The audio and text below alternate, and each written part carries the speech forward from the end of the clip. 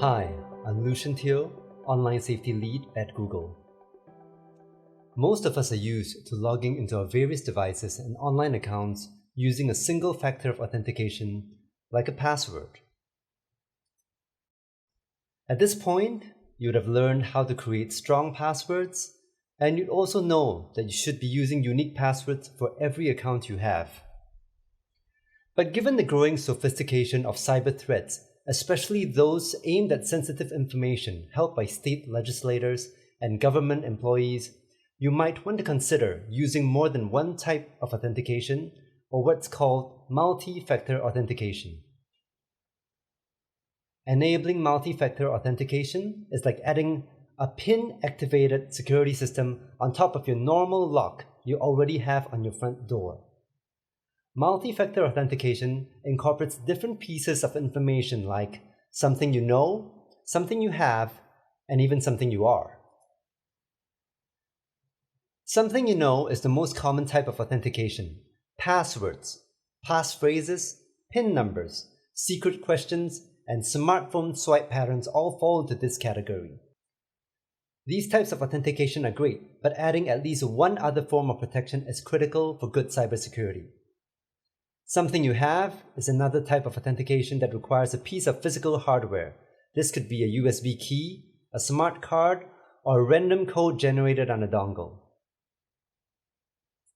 Codes sent to your phone via SMS would also fall into this category, though SMS authentication can fail if you should become a victim of SIM swapping. A better alternative for something you have would be an authenticator app such as Google Authenticator, which requires you to have your physical phone in your possession. You could also use personal biometrics such as fingerprint scans, facial recognition, iris scan, or even a voice print as a form of authentication. These types of authentication are more difficult to compromise.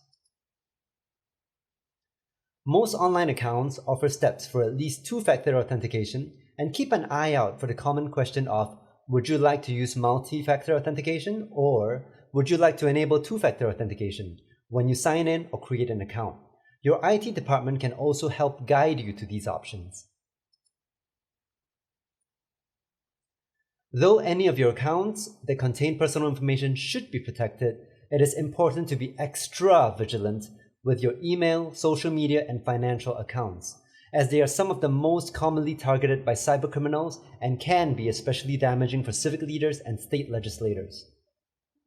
Besides the obvious theft of information and finances, bad actors can use your accounts to pose as you and deploy harmful and inaccurate news and information. For additional information about setting up multi-factor authentication, contact the specific software or account you're trying to protect. But ultimately, setting up multi-factor authentication is relatively simple and significantly more effective than a simple username and password. And trust me, the extra steps you take to deploy multi-factor authentication on your accounts, especially in addition to the rest of the duped practices, will make you safer.